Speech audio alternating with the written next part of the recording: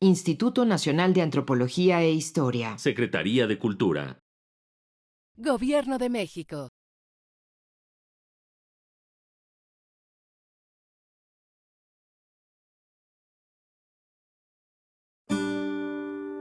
Su sustancia está hecha de evocación, recuerdo, rememoración y de lo que toma del porvenir. Porque es una parte fundamental de nuestra identidad. Somos nuestra memoria. El programa de Lina que nos lleva de viva voz con los especialistas. Muy buenos días. Bienvenidos a esta emisión maravillosa de Radio INA. Tenemos una invitada de lujo, ahorita van a ver. Somos nuestra memoria, somos ese quimérico museo de formas inconstantes, ese montón de espejos rotos, escribió Jorge Luis Borges. Esto es Radio INA. La Secretaría de Cultura y el Instituto Nacional de Antropología e Historia los invitan a acompañarnos en la emisión de la serie Somos nuestra memoria. Yo soy Salvador Rueda y en esta ocasión contamos con la presencia de Jacqueline Yehieli Hernández Correa, más bien conocida, según me dice ella, como Yehieli. Sí, es correcto. Bueno, ya un día me contarás el origen de tu nombre. Claro. Ella es una investigadora destacada adscrita al Instituto Nacional de Estudios Históricos de las Revoluciones de México, institución que, por cierto, acaba de cumplir 73 años. Así es. Organismo perteneciente ahora a la nueva secretaría por su vocación pedagógica en educación superior, pero que había sido hasta la semana pasada de la Secretaría de Cultura. El trabajo de la investigadora Hernández Correa se enfoca hacia la divulgación, hacia la historia de género y a la visibilización del papel de las mujeres en momentos clave de la historia de México, destacando particularmente su participación en el movimiento revolucionario, el magisterio y las artes.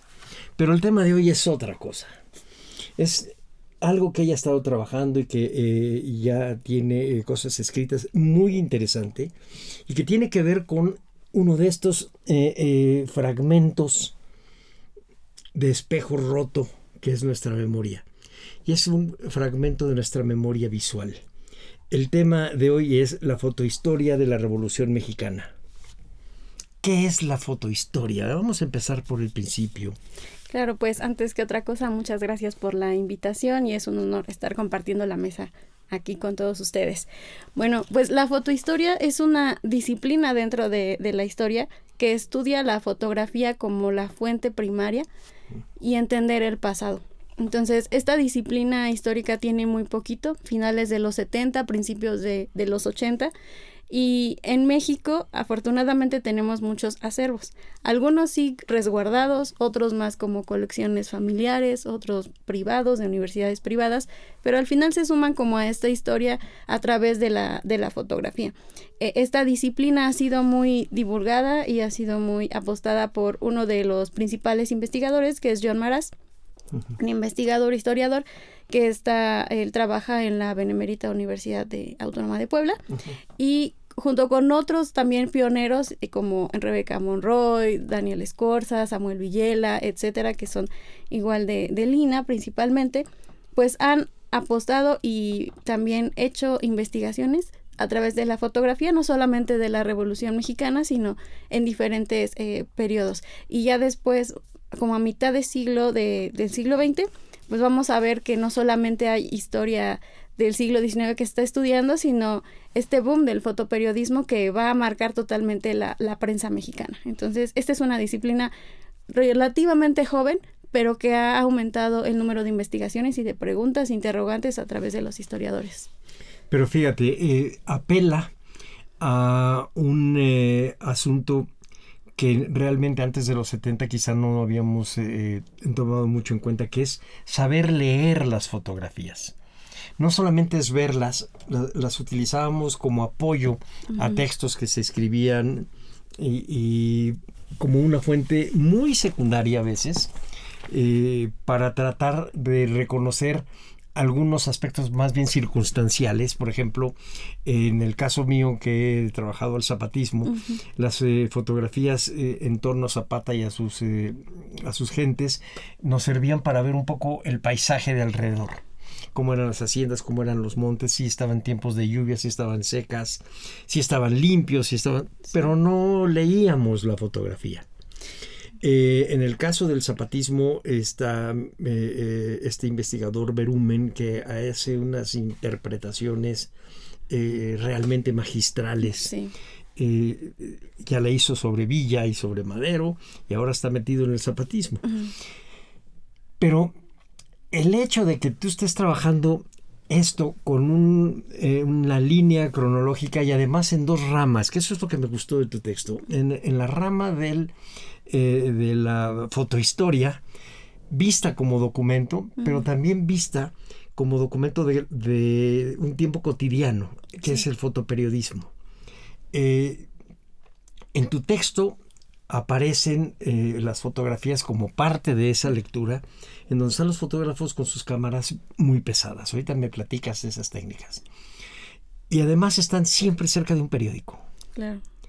Y fíjate que yo no había caído en cuenta, y ya estoy viejo, pero hace años que iba yo mucho a la hemeroteca, a diario iba a la hemeroteca con Antonio Saborit, el director del Museo de Antropología, y yo me metía a un año que me parecía especialmente importante, que era 1914. Y empiezan a salir fotografías de buques ya iniciando la Primera Guerra Mundial, la Gran Guerra, Sí. y de la invasión norteamericana a México. Y cuando no salía la fotografía, entonces el dibujante del periódico les daba un perfil. Sí, claro. Ha tocado muchos puntos. Ahora, tócamelos. Sí, ahora voy yo. Sí. Pues en principio, sí, justo la imagen no fue tan fácil y todavía hay resistencia por parte de la academia de tomarlo como una fuente objetiva, tomando como en pincitas, porque pues qué es objetivo, ¿no? Pero la imagen como fuente puede ser engañosa, por supuesto, porque es una de las críticas. Sin embargo, como toda fuente hay que cotejarla, ¿no? Y leerla es importante. Me acuerdo que durante mi carrera era la constante de es que yo no veo lo que ven mis profesores, ¿no? Hay que educar también la mirada, claro, por un lado. Y bueno, entonces, con el aumento de investigaciones ya no solamente es descubrir el hilo negro, por ejemplo, del archivo Casasola, que ya ha sido bastante estudiado y seguramente hay más cosas que estudiar, pero ahora es como abrir la mirada hacia otros horizontes y no centralizarla, por ejemplo, solo en la Ciudad de México, sino en otras regiones. Eso es por un lado. Por el otro, justo los fotógrafos sí estaban muy cercanos a la prensa, pero solamente, digamos, los profesionales, ¿no? Los que ya tenían una carrera, que incluso se habían incorporado a los festejos del centenario y que fueron contratados para crear estas fotografías que hoy tenemos como valiosas fuentes. Pero había otros que apenas estaban iniciándose al oficio y eran alumnos de estos maestros en gabinetes fotográficos. Luego esos alumnos, algunos sí se van a unir a la prensa o van a trabajar en la prensa porque vea ya mucha competencia por la imagen, pero otros apuestan en quedarse en sus gabinetes y algunos otros más curiosos van a ofrecer su trabajo a las tropas revolucionarias o a los federales. Y más, hay otro sector más pequeñito, pero que también es importante, son los fotógrafos aficionados, porque la tecnología va avanzando y las cámaras también se van haciendo más pequeñitas y algunas que tienen, digamos, no características, las imágenes características, digamos, profesionales, pero que también al final se suman a estos acervos, ¿no? A estas fotografías y fuentes que nos hablan del pasado. Entonces tenemos como, si podemos seccionarlos o verlos, tenemos estos 3 tipos de fotógrafos en esta época y que la Revolución Mexicana pues fue incluso revolucionaria la imagen porque no se había incluido la prensa. Algunos sí apostaron por la prensa ilustrada como El Tiempo Ilustrado, Semana Ilustrada, y otros más van a empezar también a incorporar no solamente el grabado o los dibujos a falta de la fotografía, pero todo esto se va sumando en el mismo desarrollo de la revolución. Otros fotógrafos incluso. En una guerra, considero yo, no hay neutralidad de nadie. Siempre hay posturas, hay unos que simpatizan con zapatismo, constitucionalismo, maderismo, etcétera. y que también se van a sumar a estas filas, esas tropas, no de manera gratuita, sino porque también están apoyando esa parte ideológica de alguna de las fuerzas revolucionarias, ¿no? Uh-huh. Entonces, sí nos va diciendo también entonces la imagen que tiene una lectura, tiene una construcción, no solamente estética y de acuerdo a los manuales que había en aquel entonces para hacer fotografías decimonónicas, y ese es otro dato. Ya la fotografía deja de ser estática, ¿no? De esto sí sigue esta estética de los retratos fotográficos, uh-huh. Pero al salir ya a la calle o a salir en búsqueda de ahora sí de la noticia, que es como esos, algunos autores lo mencionan que no es como tal fotoperiodismo lo que sucede en la revolución, pero quedan los antecedentes o bases para luego ahora sí la fotografía de prensa pura y exacta, ¿no? Entonces sí, vamos a ver que hay una construcción no solamente en la propia historia nacional, sino también en tecnológica cuando entran las cámaras fotográficas y de cine aparte. Y también hay un desarrollo de estos fotógrafos que se están profesionalizando y que al final van a formar parte de este acervo visual que hoy tenemos el día de hoy. Vamos empezando por la parte tecnológica. Explícanos en qué consistía una cámara fotográfica, digamos, al inicio de la revolución o en el centenario, esos cajones enormes, uh-huh. ¿Cuánto pesaban? ¿Qué tenían adentro? ¿Cómo los cargaban? ¿Qué tan rápido podía ir un fotógrafo detrás de la noticia o detrás de las imágenes? Porque, por ejemplo, en tu texto está la entrada de revolucionarios zapatistas, maderistas, uh-huh. Que van corriendo por un cerro, y una de las primeras imágenes es la de un soldado, pero está en un estudio. Sí. La del estudio está limpiecito, magnífico. Es un asunto de tecnología también. Platícanos un poco las tecnologías fotográficas, las técnicas fotográficas, los estudios y las dificultades para hacer fotografía afuera. Sí, había dos cámaras principalmente. Eran la de vistas o de view, que uh-huh. eran estas cámaras rectangulares cuadradas con su pie, uh-huh. y con su tripié, y también eran de las características porque el fotógrafo se tenía que tapar la cabeza y poder cuadrar la imagen y sacar la fotografía. Eso significa que los fotógrafos que tenían ese tipo de cámaras sí eran mucho más pesadas, no sé exactamente cuánto pesaban, pero sí impedían que se pudieran desplazar más rápido que los que se habían comprado ya una cámara más cara, pero más actualizada, que eran la Graflex. Entonces, la característica del regreso a la de vistas o la de view es que tenías que cargar con tu trípode, tenías que cargar con la cámara y con el pañuelo, y aparte, si eran laboratorios, digamos, cuando imprimían, había de dos, o regresaban a su gabinete, uh-huh. porque estaban muy cerca las noticias, o la otra es que tenían que también cargar sus químicos para impresión, ¿no? Uh-huh. Entonces son estos laboratorios andantes que algunos sí se aventuraron a hacer eso. Otros dijeron, no, mejor si me llaman, yo los convoco a mi estudio fotográfico y ahí hacemos la fotografía. ¿Sobre qué imprimían? Sobre placas de vidrio. Okay. Ajá. Entonces, estos negativos también son los que, por ejemplo, la Fototeca de Pachuca los tienen resguardados, pero en la mediateca la digital es una maravilla porque ya no hay que tocar el objeto físico, ¿no? Sino ya tenemos la digitalización y con eso nos permite ver la firma, los datos importantes que al momento de estudiar la fotografía son los primeros índices, ¿no? La fecha, si es que hay, qué estaba pasando ahí la información, uh-huh. Autor, si es que había una firma, porque también eso es otro dato, no todos tenían esta práctica de la firma, uh-huh. Y hoy día ya todos saben que deben de tener su firma porque eso demuestra que es tu trabajo, ¿no? Uh-huh. Entonces estas prácticas también se van a dar en ese sentido. Esas son las dos cámaras que impactan durante la revolución. Dependía entonces, si tenía el fotógrafo una cámara de view, significaba que sus desplazamientos eran más lentos, ¿no? Y si tenía una Graflex, que hay una fotografía que ahí puse, no sé, creo que es Samuel Tinoco, incluso Casasola tenía de las dos, por uh-huh. supuesto, pero tiene bastantes fotografías en donde él sale como este autorretrato, ¿no? Yeah. Hoy le pueden llamar selfie, pero esos son autorretratos que muestra cómo el fotógrafo se va profesionalizando no solamente en la estética y creación de su fotografía, sino en el uso de las cámaras, y dependía también de hasta dónde iban. Por eso es muy importante también. Sucede la primera batalla de la Revolución Mexicana en 1911 en Ciudad Juárez, Y los fotógrafos de la Ciudad de México, sí, la distancia es muy, muy grande, pero también por el tipo de cámaras no se aventuraban a trasladarse para allá, sino que llegaron más bien ahí en El Paso, fotógrafos extranjeros que fueron como estos primeros en emitir imágenes sobre la revolución, pensando en que era la única batalla que iba a suceder durante la revolución.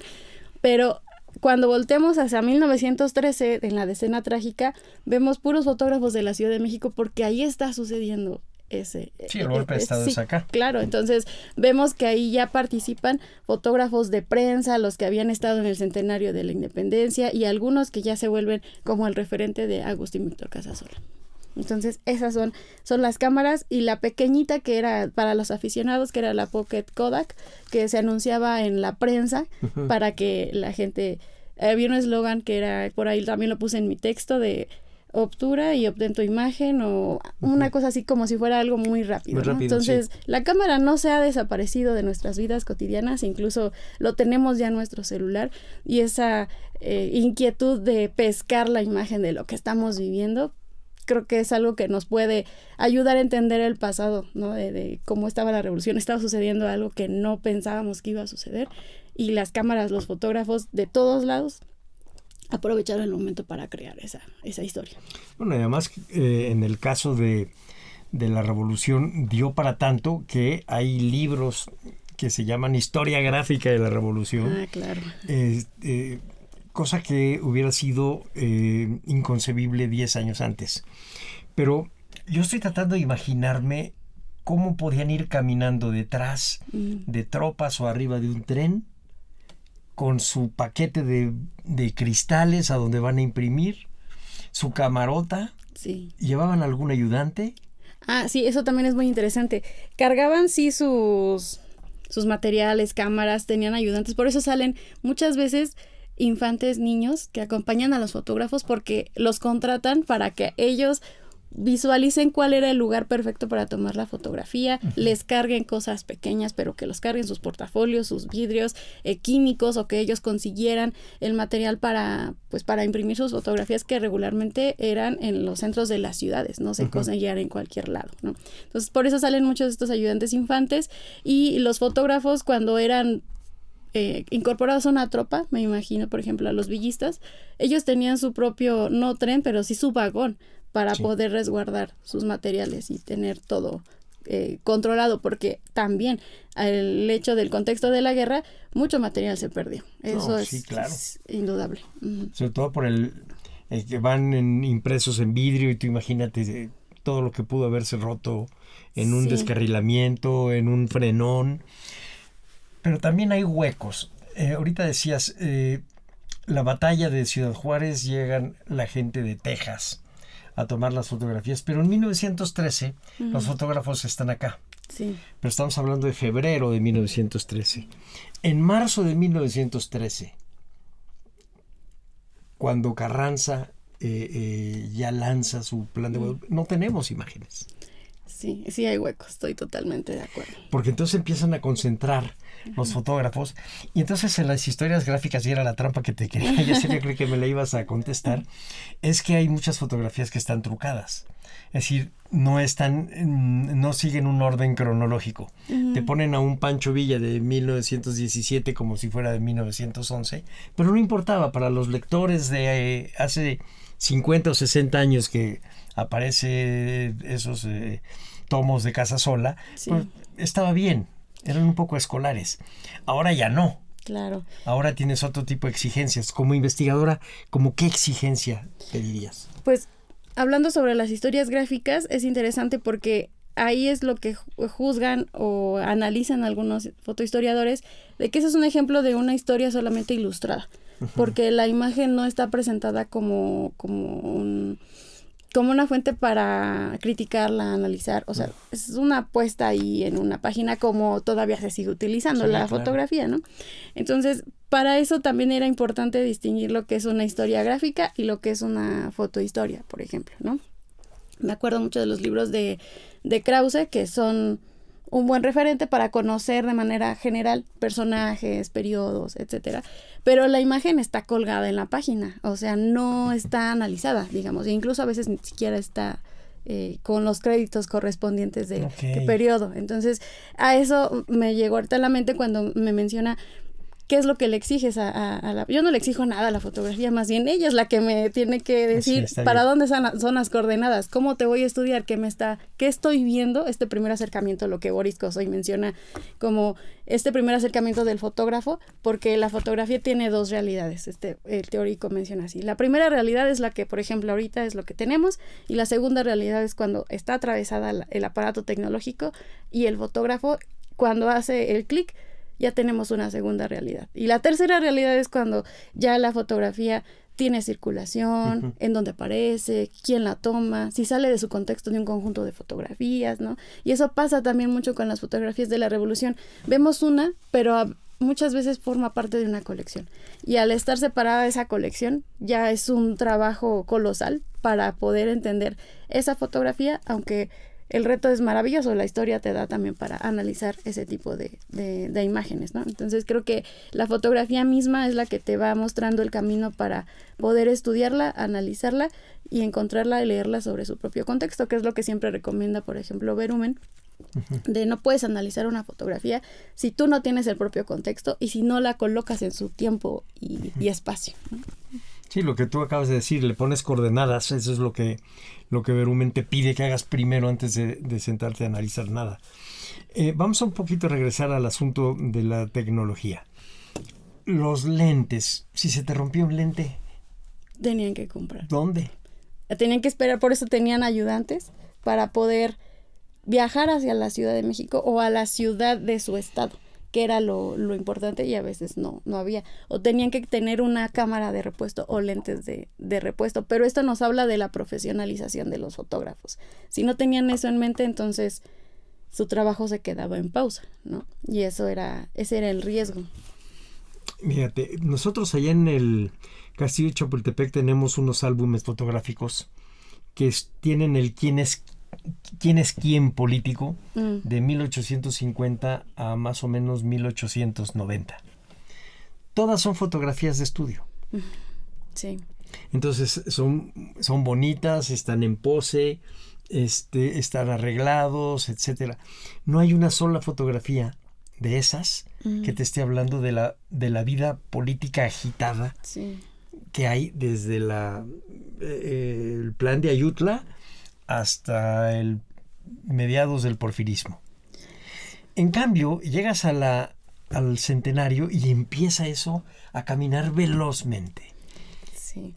Rebeca Monroy la llama la instantaneidad. O sea, el fotógrafo está buscando el movimiento consciente o inconsciente. O sea, el México en ese entonces se está moviendo, ¿no? Sí, claro. Sí, entonces las fotografías de estudio sí nos está mencionando que hay una construcción de la imagen.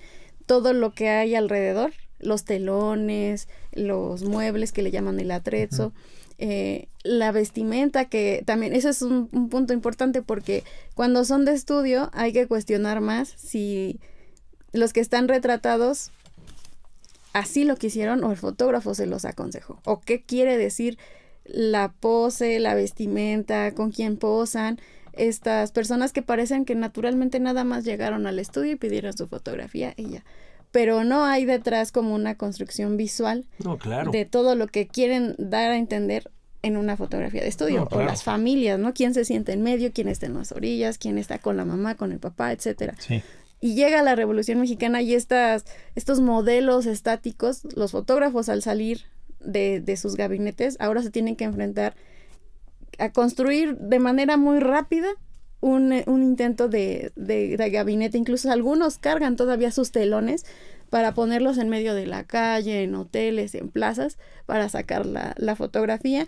Y también ellos cargan con su atrezzo estos objetos para, por ejemplo, las bolsas de las mujeres de mano, los vestidos, o con su propia indumentaria que traen los federales, los revolucionarios, dónde colocan el sombrero, cómo colocan sus armas, para demostrar que justo estás armado, participaste en la revolución, o va a formar parte de un informe que les están pidiendo como evidencia del trabajo, sí. ¿no?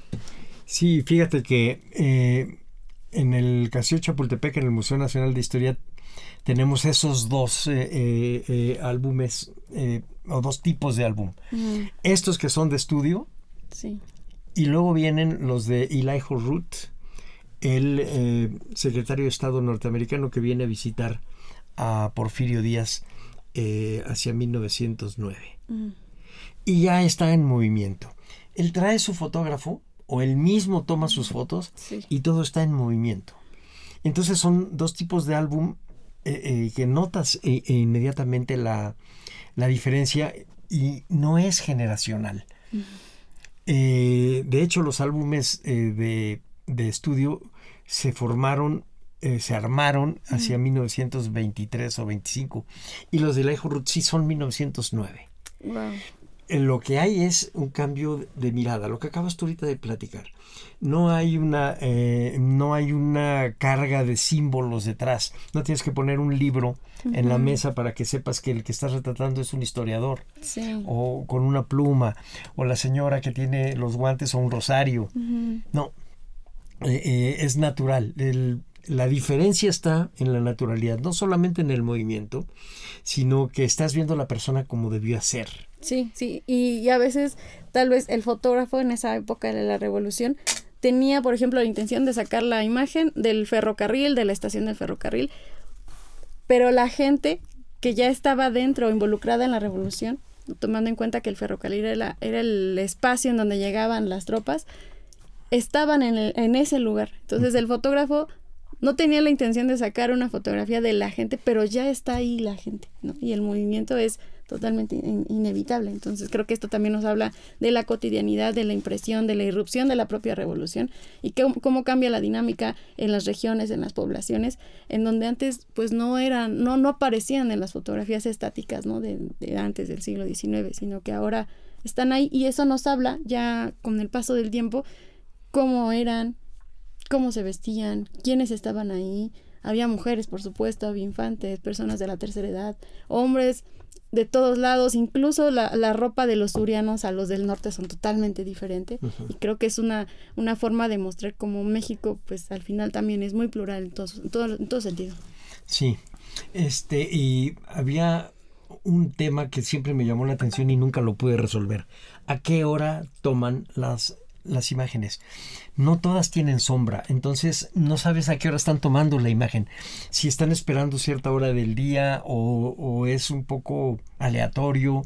¿Cómo es? Tú explícame, si tú fueras una fotógrafa de la Revolución, ¿qué harías? Platícame un día en tu vida.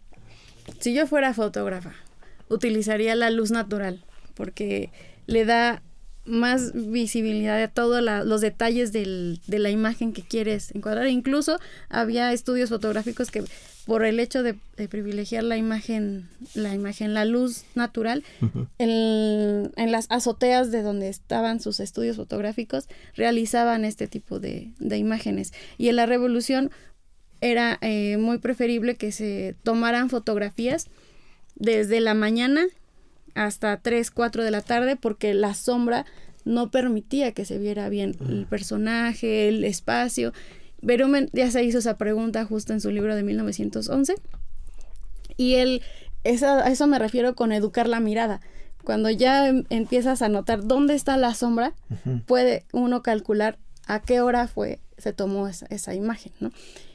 Y cuando no tienes como esta visión o se te escapa ese dato, incluso a veces hay fotógrafos que menciono ahí, los hermanos Cachu, que colocan sobre la imagen el dato de qué estaba pasando, la fecha e incluso la hora. Pero eso nos está dando más información o más preguntas. ¿Cuál era el interés del fotógrafo por tener ese dato preciso? ¿Para quién iba la fotografía? ¿Era para sí mismos o estaba siendo financiado por las tropas que aparecen ahí o del lado contrario, ¿no? Entonces esos datos son importantes, no solamente que te indica a qué hora estaban trabajando, sino más bien qué estaba pasando con el fotógrafo y cuáles eran sus intenciones o inclinaciones políticas. No, claro, yo he visto imágenes de ahorcados zapatistas que claramente era la imagen de mostrar la fuerza del Ejército Federal.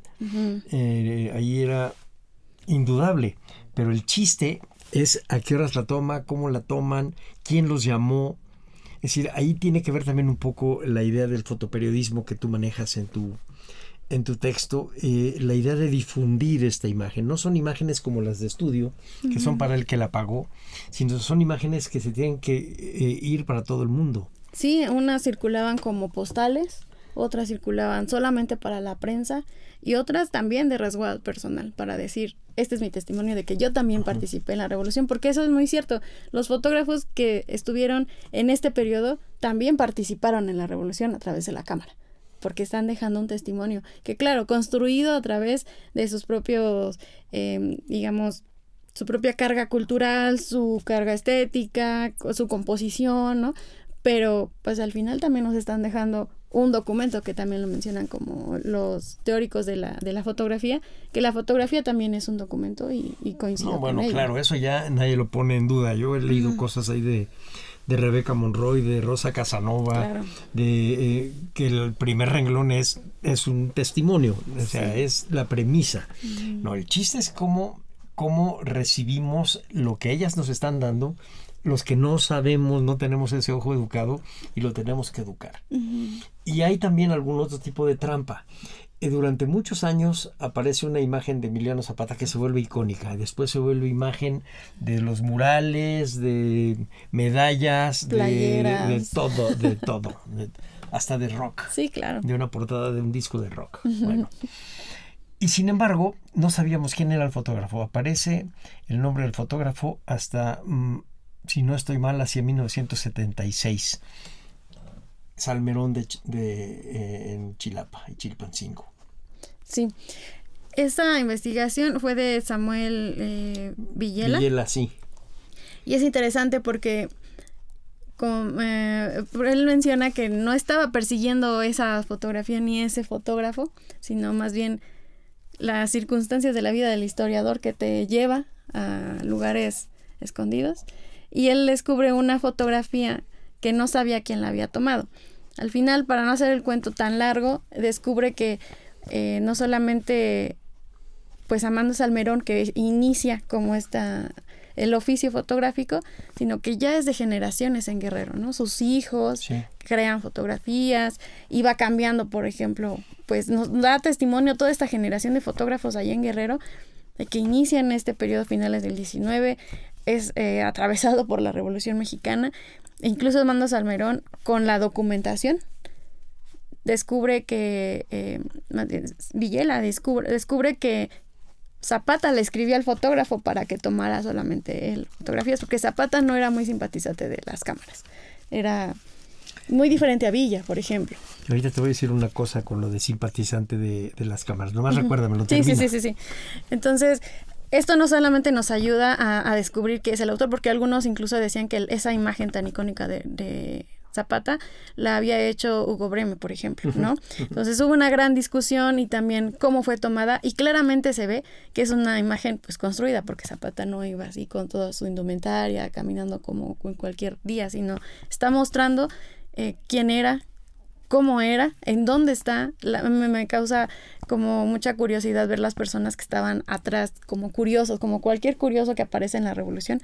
Por eso insisto, la gente aparece en la fotografía, en la composición de la imagen, porque justo ahí estaba la revolución popular, ya cuando tiene mucho más fuerza el zapatismo, villismo, ¿no? Que antes no había sido vista de esa forma.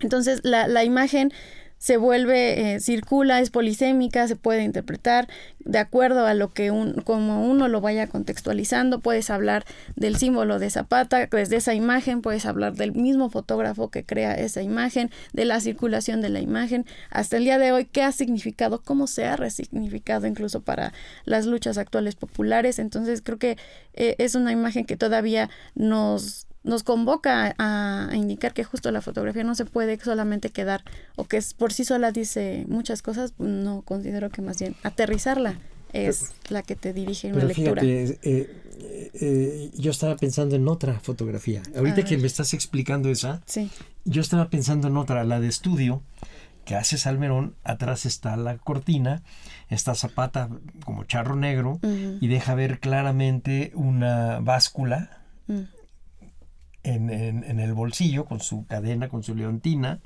él con su botonadura de charro de plata, muy arreglado, no viendo hacia la cámara, sino viendo hacia un lado, estudio. Sí, sí, sí. Y está la otra donde está con todos sus generales, él está viendo de frente, que es una mirada tremenda. Sí. Tremenda. Y está esta otra que es un poco más espontánea. Y decirte, no solo de luchas populares, yo te puedo hablar de Zapata en 1000 ejemplos que no tienen nada que ver con la lucha popular, tiene que ver con tu identidad. Sí. Zapata tiene un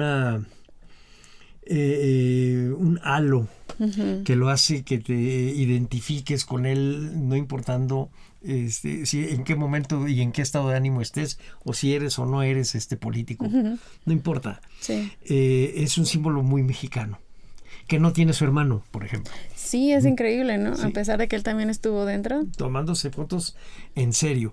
Ahorita te quiero platicar algo de la fotografía, pero déjame hacer un paréntesis para recordarle a nuestro auditorio que estamos platicando de la fotohistoria de la Revolución Mexicana con la investigadora Jacqueline Yeyeli Hernández Correa, del INERM. Te iba a platicar de algo que acabas tú de decir, que es que Zapata no era muy amante de salir con las fotos. Y es donde inventan la idea del doble. Sí. Bueno, si no estoy mal, fue Berumen, y si no, a lo mejor fue Villela, ahí me perdonen cualquiera de los dos, quien me hizo ver que la fotografía en donde está Zapata sentado vestido con su calzón blanco y un documento en la mano, no es Zapata, es el doble. Zapata nunca se vistió de calzón blanco. Y aquí aparece, y probablemente la debió haber tomado Casasola, Sí. pero aparece como si fuera Zapata, y cuando lo ves ya de cerca, no es Zapata. Y nace esta idea del doble que va a nutrir el mito de la muerte de Zapata, Sí. de que él no muere, sino que se va a Arabia y etcétera, que ya hemos platicado. Entonces también hay quien le huye a la luz, al revés de Villa, efectivamente. Sí, es interesante ver que pareciera que entra la foto y todos quieren ser fotografiados, pero hay algunos puntos o personalidades que no es así, ¿no? Porque al final la foto también oculta y revela al mismo tiempo. Entonces, revela para los que están, los opositores, en dónde están, cuánto armamento tienen, con quién están acompañados. O sea, es evidencia al final, ¿no? Claro. Y otro de manera de ocultar es, la imagen solamente es un recuadro de un espacio, de una realidad. Pero y todo lo que no está, no se ve de la imagen, ahí es lo cuestionable y la riqueza de la propia historia para también observar esa fotografía y estudiarla. Entonces la fotografía como documento histórico tiene una riqueza invaluable siempre y cuando la sepas estudiar, ¿no? O la misma metodología que la propia fotografía te va exigiendo, porque no es lo mismo estudiar la fotografía icónica regresando al ejemplo de Zapata, a una fotografía la que está en mi texto de Sara Castrejón, que ya está sobre su techo de su casa y aparecen las tropas en movimiento. A simple vista, si no hay un iconotexto que te diga, te indique de qué se trata, la foto no sabes de qué se trata, ¿no? Exacto. Solo como que parece que son tropas, pareciera que es la revolución. Y si no, ¿no? Entonces hay muchas preguntas que se pueden hacer acerca de la imagen y que a veces te pueden sorprender, que no es lo que parece que está pasando en esa imagen. Sí, ahorita hablamos de Zapata, pero podemos pensar en Álvaro Obregón, en Carranza. No solo Villa sí le fascinaba estar enfrente de la cámara y salir en el cine, También etcétera. Madero. Madero igual, es verdad. Sí, también. Y pero con Carranza yo le encuentro mucha como similitud en la construcción de su propia imagen de Porfirio Díaz. Hay así como menciona, un halo, hay un halo en Carranza que tiene como esta estética que me remonta mucho a la construcción que hizo Díaz en su propia imagen. para la fotografía. Sí. Porque Díaz también hace otro tipo de construcción de imagen que es en la pintura. Eso es tema de otra entrevista. Sí, sí, sí. Pero sí tienes razón. Hay una imagen de un Carranza siempre serio, Sí. sosegado. Sí.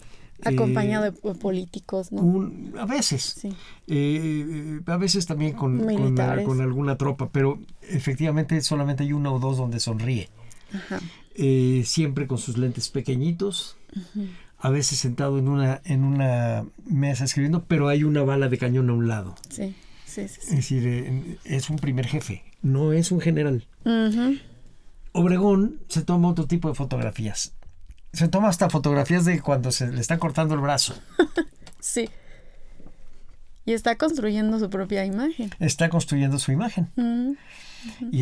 Y la hace desde el principio hasta el final. Sí. Avitia fue su fotógrafo de los constitucionalistas, obregonistas, y todavía posteriormente, cuando ya tienen el poder, ganan pues la batalla. Avitia es el que se encarga de crear como esta imagen favorecedora de los constitucionalistas, porque después sí ganan los constitucionalistas, pero no significa que todos estén de acuerdo con Carranza, y hace misiones, incluso de contratar a profesores, maestros, maestras, para que ellos divulguen el proyecto político de Carranza, quién era Carranza, y el fotógrafo pues era indispensable, porque a los que no les llegaba la información de manera oral, era visual, y la imagen era predilecta para ese momento. Fíjate, para gente que no sabía leer, leía las imágenes. Así es. Y entonces Jesús H. Avitia se vuelve indispensable. ¿Dónde está ese acervo? Yo he visto imágenes en Carso, en el acervo, y también en el archivo Torreblanca. En Torreblanca, claro. Sí, ahí. Sí, en donde está el archivo de calles. Sí. Uh-huh. Y dime nombres de fotógrafos. Tu texto inicia con una lista de fotógrafos que yo no había oído y que además se toman una fotografía juntos. Eso me encantó. Sí, son 2 fotógrafos de prensa. Hay como 2, 3 fotografías de ello, y son los que crean, por ejemplo, la primera agencia. Tengo aquí el dato para que le miento. Aquí.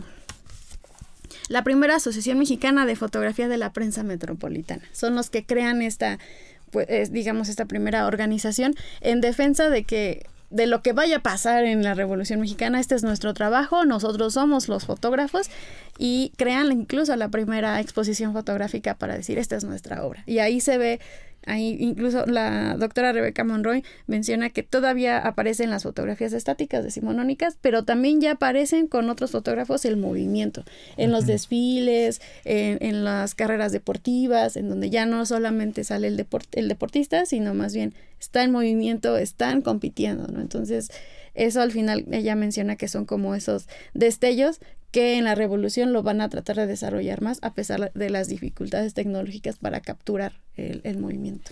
Fíjate que aquí entrevistamos a Rebeca hace ya algún tiempo, y una de las características que la hacía diferente a un historiador como yo es que ella es fotógrafa.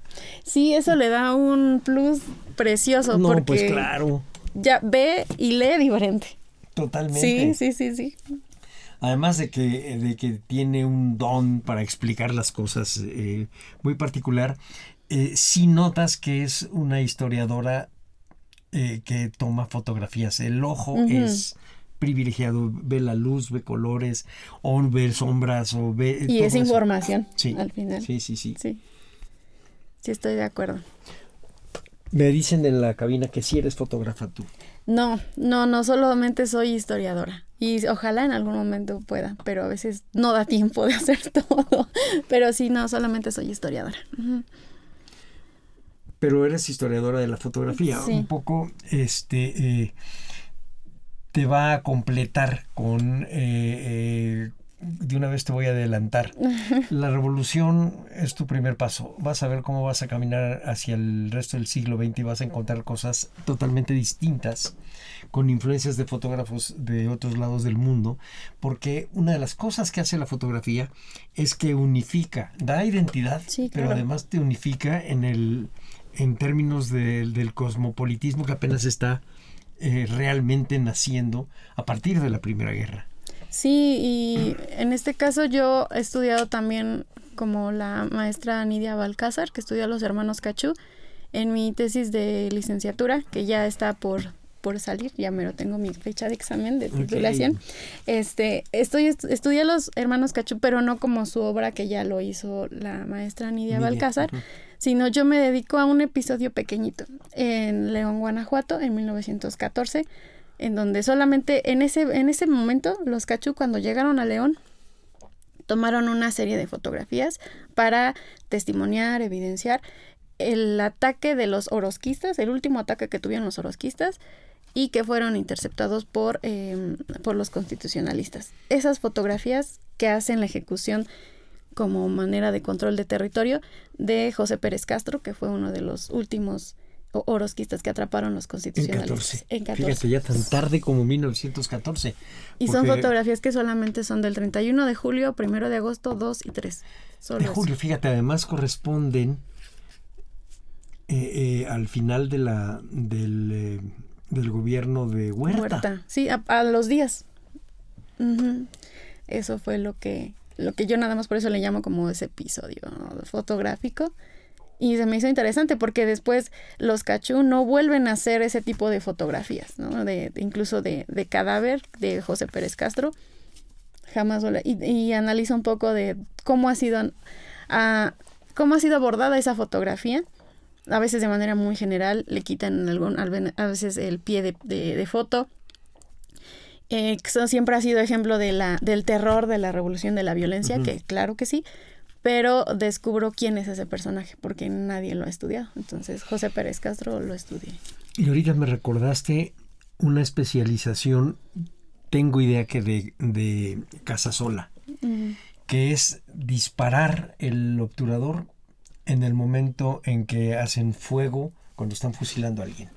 Entonces hay muchas fotografías en el acervo Casasola, muchísimas, de fusilamientos, en donde están tomando al momento en donde el que es fusilado, el ejecutado, está recibiendo las balas y después el tiro de gracia y después ya el cadáver expuesto. Lo interesante de los cachú es que no hay fotografía no hay fotografía de fusilamiento, pero ellos le ponen fusilamiento y solamente el cadáver está. Entonces ese hueco justo es lo interesante que ahí tuve que analizar, ¿no? Proponer una interpretación sobre esa fotografía en específico que da para mucho, pero no coincide con la construcción que hacían en la revolución, ¿no? Está el pelotón, está el que va a ser fusilado, luego está Canales, la doctora Claudia Canales menciona que eso le llama a doble disparo, el disparo de las armas y el disparo del fotógrafo, pero no hay eso en los cachú, solamente está anuncian que va a haber un fusilamiento y luego aparece el cadáver, pero incluso lo que yo analizo de esa imagen es que la prueba de la bala, o sea, del impacto de la bala en el cuerpo de este cadáver, no es ni es tiro de gracia y no es fusilamiento. Entonces... Lo mataron, punto. Ajá, sí. Bueno, eso está bien. Eso ya es otro tipo de pesquisa, pero ahorita me tocaste un punto que no me acordaba. Se especializa en fusilamientos a partir del mediados de la Revolución en adelante. Sí. Hablo de Casasola. Estás hablando de todos los fusilamientos de los años 20. Y también me recuerdas a Claudia Canales cuando ella descubre este estudio guanajuatense, Romualdo. Sí. Es una de las pioneras, sí, ¿no? de las pioneras. Sí. Este maravilloso libro. Pues yo creo que debe tener ya 30 años por ahí, ¿verdad? Más o menos. Sí. Ella fue mi asesora en la tesis, sí. Estudió conmigo. ¡Ay, qué maravilla! Somos de la misma generación. ¡Qué padre! Vamos a hablar un poquito ya no de tu texto, sino de tu tesis. Sí. Porque ahorita me prendiste un foco que es cómo hacer un tipo de investigación casi detectivesca. Es decir, tienes que ir buscando las huellas para hacer diferente de lo que está escrito con lo que estás viendo. Está escrito que es un fusilamiento y lo que estás viendo no es un fusilamiento. Está escrito que hay una ejecución, lo cual implicaría como un juicio. Sí. Y lo que tú estás viendo es que no hubo, o probablemente no hubo un juicio. Platícanos un poco cómo lo fuiste haciendo, cómo lo armaste. En primera instancia, las fotografías, la localización de las fotografías es meterte a los archivos, ¿no? La obra de los cachú tiene la característica de que están en Puebla, en la UAP, y están en Televisa. Entonces, cuando yo observo toda la obra de los cachú, pues decido, porque a mí me encanta la Revolución Mexicana, entonces yo nada más quise ver las fotografías de la Revolución Mexicana que ellos hicieron. Y luego ahí empecé a acotar más que de todo la Revolución Mexicana, porque estuvieron en el Bajío, en Michoacán, en Jalisco, en Guanajuato, etc. Entonces, de todo eso, ¿qué voy a elegir? Y elegí León porque había fotografías, digamos, distribuidas en los 2 archivos. Y tuve que generar primero como una lógica en las fotografías cronológica, ¿no? Entonces, ¿en qué momento llegan? Tuve que ver de dónde partieron ellos de Zacatecas, por ejemplo, tienen 2 fotografías de Zacatecas después de la batalla, y de ahí se lanzaron hacia León, Guanajuato. Me ayudó muchísimo la investigación de Nidia Balcázar, porque ella hizo un gran trabajo, pero acá lo que me tocó era analizar un poco los periódicos de León, Guanajuato, la propia vida de los fotógrafos y también el contexto tanto regional de León como el contexto pues nacional de la Revolución Mexicana, principalmente de los constitucionalistas. Entonces, mientras yo nutría todo ese contexto, también yo le daba más lógica en compañía con la doctora Canales, cómo fue esta cronología de las fotografías. Y lo de la hora también, porque hay fotografías que fueron en la mañana y un poquito más en la tarde. La hora del supuesto fusilamiento fue a las 12 y 5 minutos después los mismos fotógrafos colocan el cadáver está en este lado, ¿no? Y también me ayudó muchísimo ir al archivo municipal, el Archivo Histórico Municipal de León, Guanajuato, que tienen bastante información, pero muy reiterativa de este acontecimiento, porque es parte como de la construcción identitaria de la revolución que tocó en León, Guanajuato. Pero cuando veo las fotografías, en primer lugar, no le han dado el lugar que merecen los hermanos Cachú por ser los únicos que registraron ese acontecimiento. Han habido exposiciones, sí, en el Museo de Identidades Leonesas, pero no hay como todavía un reconocimiento a estos fotógrafos. Dije, aquí hay un foco, ¿no?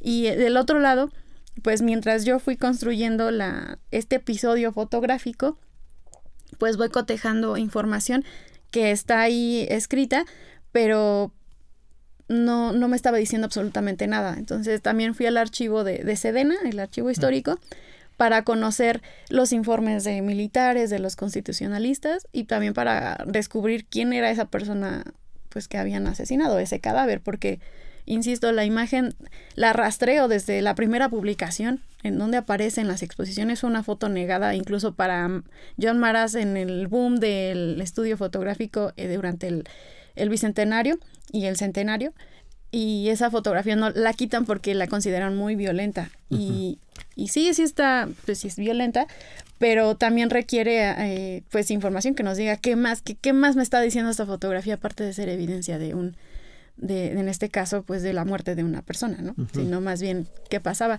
Entonces es leer bastante información para empezar a seleccionar qué es lo que sí sirve, qué es lo que no sirve, que te ayuda para no alejarte tanto de la fotografía, porque ese también es un dato que a veces uno puede estar leyendo bastante y ya te estás alejando de la fotografía. Es como regresar todo momento a la fotografía y a tu pregunta principal de investigación. Sí. En este caso, con estos fotógrafos, ¿son 2? Sí, son hermanos. ¿Y cómo haces la diferencia entre uno y otro?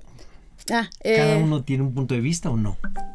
Los hermanos Cachú son analizados de manera conjunta. No hay una mirada que nos permita indicar.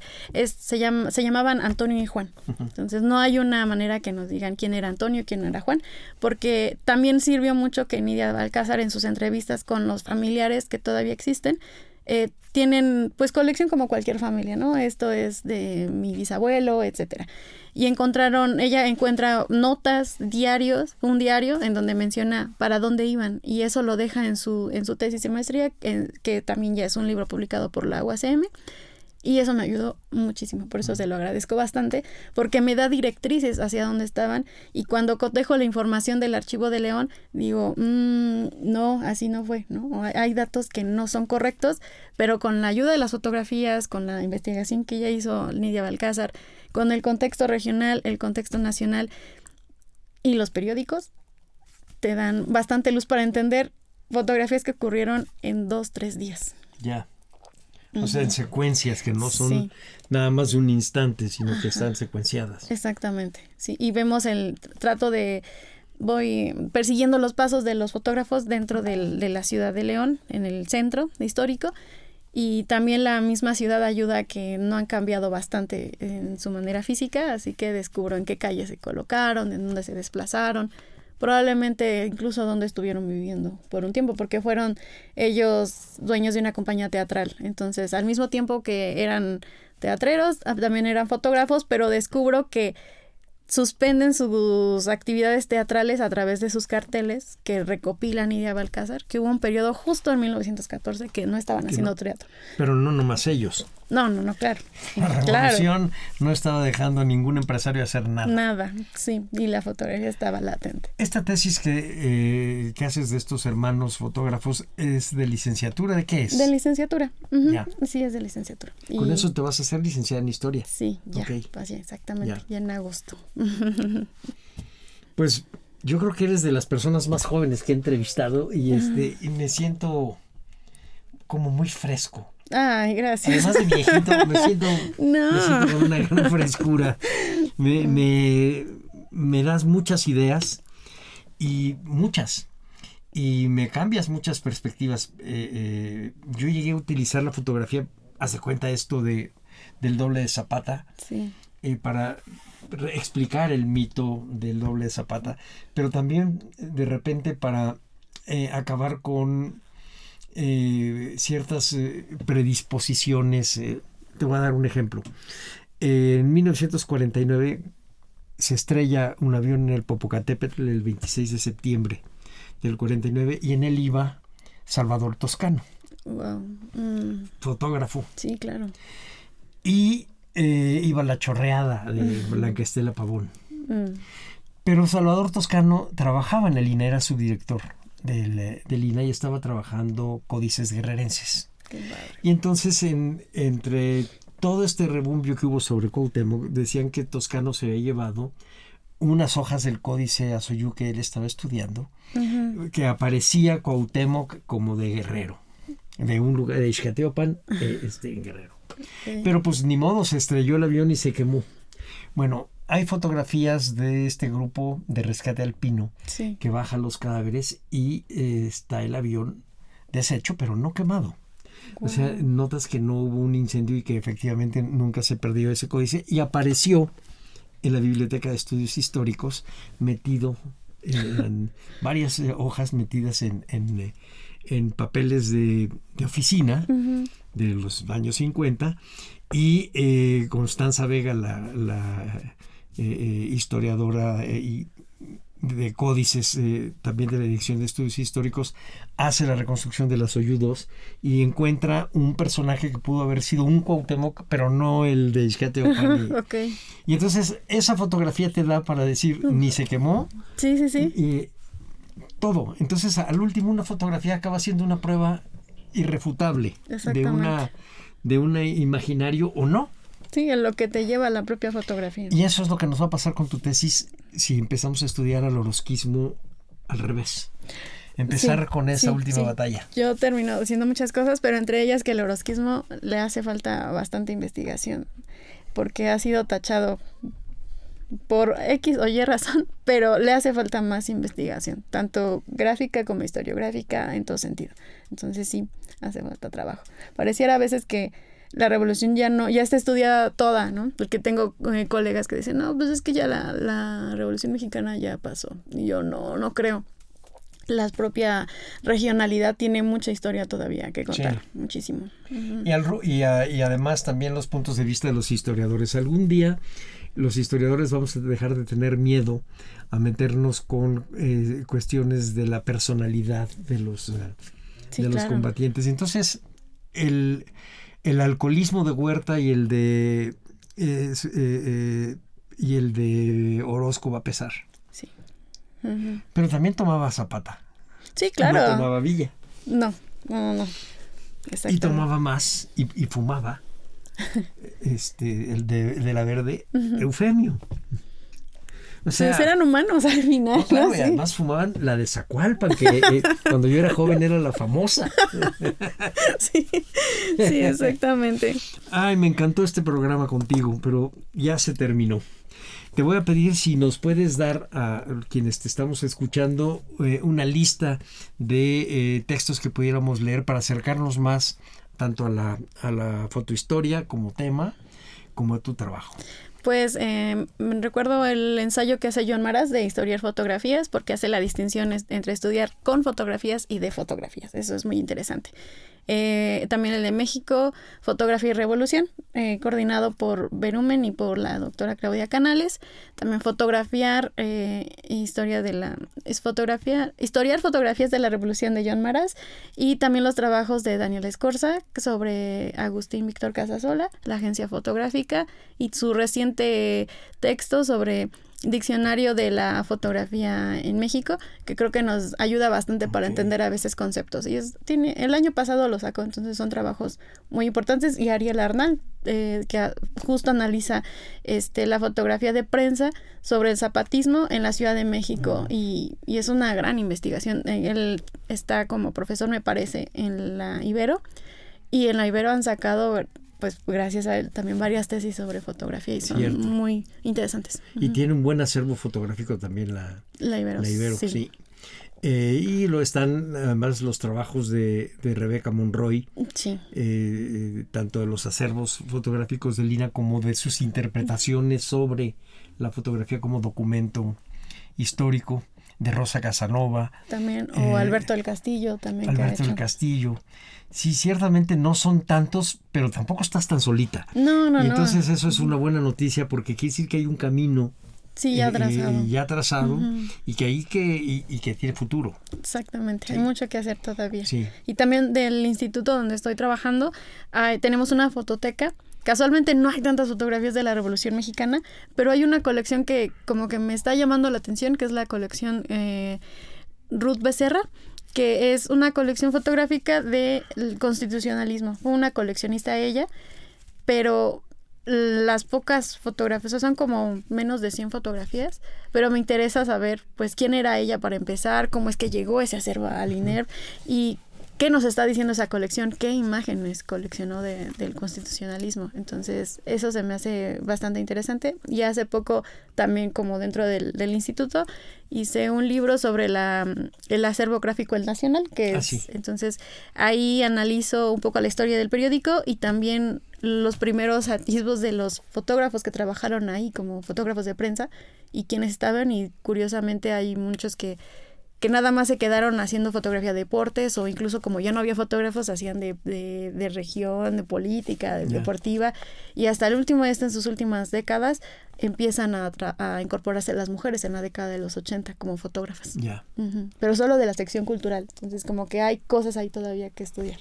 Sí, bueno, en general, yo te puedo decir que entre las crónicas del Mundial de hoy con las del Mundial anterior en México, la diferencia está en que tienes voces femeninas en televisión narrándote, perfectamente conocedoras del fútbol, y en el 86 no. Exactamente. O sea, eso va a pasar igual. Está interesante esto de la colección de fotografías del constitucionalismo. Sí. Hay que pedirle a Felipe Ávila que haga más ruido sobre eso. Sí. Me llevo tarea entonces. Sí, por favor. Muchas gracias. Yo también estoy muy agradecida de la invitación, y pues lo reconozco mucho también en el gremio, y muchas gracias. Pues muy bien, Yayeli. A nombre de Radio INA, doy por terminada esta emisión, que fue posible por la generosa participación de Jacqueline Yayeli Hernández Correa. Gracias a nuestros escuchas por su atención. Les sugerimos consultar más de nuestra producción a través de nuestras distintas plataformas digitales en YouTube y Spotify. En la producción, la Coordinación Nacional de Difusión, a través de la Dirección de Divulgación con Ana Galicia a la cabeza, y la subdirección de Radio INA con Gabriela Marentes al frente. En la realización, Evaldivaldo Morales. En la grabación y edición, Rubén Martínez. En el apoyo, Marta Hernández, Paula Bedoy y Jerónimo Cuevas. Yo soy Salvador Rueda. Hasta la próxima. Las opiniones y comentarios aquí expresados son de entera responsabilidad de quienes proporcionan la información y no representan necesariamente las opiniones de Radio INA ni comprometen el pensamiento editorial del Instituto Nacional de Antropología e Historia. Instituto Nacional de Antropología e Historia. Secretaría de Cultura. Gobierno de México.